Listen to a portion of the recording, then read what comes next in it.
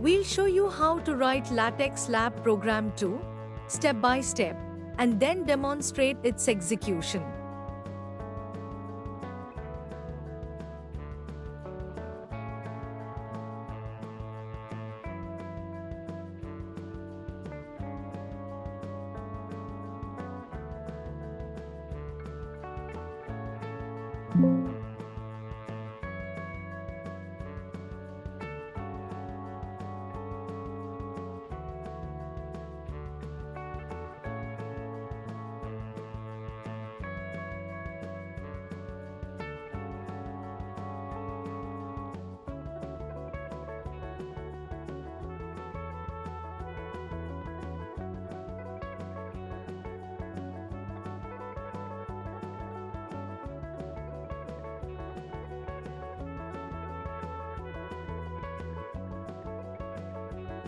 If you found this helpful, be sure to like and subscribe for more tutorials.